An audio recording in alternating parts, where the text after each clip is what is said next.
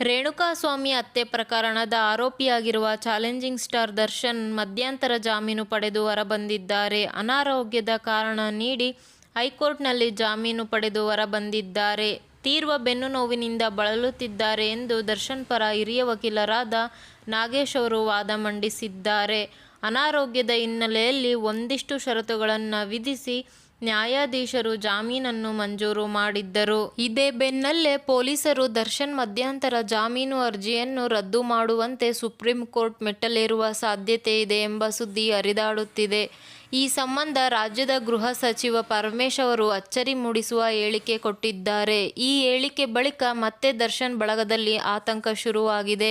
ದರ್ಶನ್ ಮಧ್ಯಂತರ ಜಾಮೀನು ರದ್ದು ಮಾಡಲು ಸುಪ್ರೀಂ ಕೋರ್ಟ್ ಮೊರೆ ಹೋಗಲು ಪೊಲೀಸ್ ಇಲಾಖೆ ನಿರ್ಧರಿಸಿದೆ. ಇದಕ್ಕೆ ಗೃಹ ಇಲಾಖೆಯ ಅನುಮತಿ ಬೇಕಿದೆ.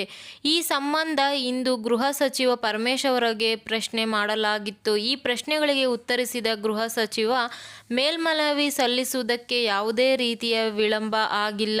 ಆದರೆ ಯಾವಾಗ ಸಲ್ಲಿಸಬೇಕು ಅನ್ನುವುದನ್ನು ಗೃಹ ಇಲಾಖೆಯ ಕಾರ್ಯದರ್ಶಿ ತೀರ್ಮಾನವನ್ನು ತೆಗೆದುಕೊಳ್ಳುತ್ತಾರೆ ಎಂದು ಹೇಳಿದ್ದಾರೆ.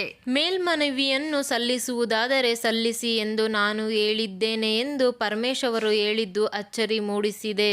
ಒಂದು ವೇಳೆ ಪೊಲೀಸರಿಗೆ ಅನುಮತಿ ಸಿಕ್ಕು ಸುಪ್ರೀಂ ಕೋರ್ಟ್ಗೆ ಅರ್ಜಿ ಸಲ್ಲಿಸುವುದಕ್ಕೆ ಮುಂದಾದರೆ ದರ್ಶನ್ ಮತ್ತೆ ಸಂಕಷ್ಟಕ್ಕೆ ಎದುರಾಗುವ ಸಾಧ್ಯತೆ ಇದೆ. ಈ ಹೇಳಿಕೆ ಬಳಿಕ ರೇಣುಕಾಸ್ವಾಮಿ ಹತ್ಯೆ ಕೇಸ್ ದರ್ಶನ್ಗೆ ಮತ್ತಷ್ಟು ಕಠಿಣವಾಗುತ್ತಾ ಅನ್ನೋ ಆತಂಕವೂ ಕೂಡ ಮೂಡಿದೆ.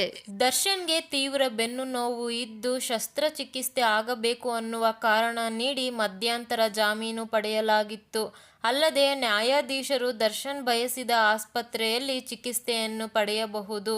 ಆದರೆ ಅವರ ಆರೋಗ್ಯದ ವರದಿಯನ್ನು ಕೋರ್ಟ್ಗೆ ಸಲ್ಲಿಸಬೇಕು ಎಂದು ಸೂಚನೆ ನೀಡಿ 6 ವಾರಗಳ ಕಾಲ ಮಧ್ಯಂತರ ಜಾಮೀನು ಮಂಜೂರು ಮಾಡಲಾಗಿತ್ತು.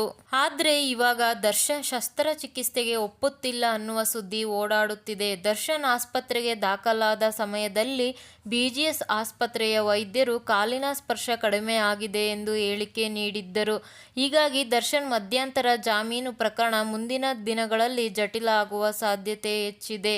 ದರ್ಶನ್ 6 ವಾರಗಳ ಜಾಮೀನು ಮುಗಿದ ಬಳಿಕ ಏನು ಮಾಡುತ್ತಾರೆ? ಅನಾರೋಗ್ಯ ಹಿನ್ನೆಲೆಯಲ್ಲಿ ಇನ್ನೂ 4-5 ತಿಂಗಳು ಜಾಮೀನು ಬೇಕೆಂದು ಮತ್ತೆ ಮನವಿ ಸಲ್ಲಿಸುತ್ತಾರಾ?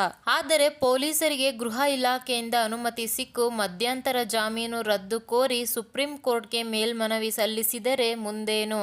ಅಲ್ಲಿ ಮಧ್ಯಂತರ ಜಾಮೀನು ರದ್ದು ಮಾಡಿದರೆ ದರ್ಶನ್ ಮುಂದಿನ ನಡೆ ಏನು?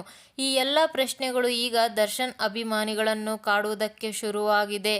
ಮುಂದಿನ ದಿನಗಳಲ್ಲಿ ಪೊಲೀಸ್ ಇಲಾಖೆ, ಗೃಹ ಇಲಾಖೆಯಿಂದ ಸುಪ್ರೀಂ ಕೋರ್ಟ್ಗೆ ಮೇಲ್ಮನವಿ ಸಲ್ಲಿಕೆ ಬಗ್ಗೆ ಯಾವ ನಿರ್ಧಾರ ತೆಗೆದುಕೊಳ್ಳುತ್ತಾರೆ ಅನ್ನೋದು ಕುತೂಹಲ. ಈ ಕೇಸ್ನ ಬೆಳವಣಿಗೆಯನ್ನು ನಾವು ಕಾದು ನೋಡಬೇಕಿದೆ. ದರ್ಶನ್ ಅವರಿಗೆ ಶಸ್ತ್ರಚಿಕಿತ್ಸೆ ಆಗುತ್ತಾ ಅಥವಾ ಅವರು ಯಾವ ನಿರ್ಧಾರವನ್ನು ಕೈಗೊಳ್ಳುತ್ತಾರೆ ಎಂಬುದನ್ನು ನಾವು ತಿಳಿದುಕೊಳ್ಳಬೇಕು.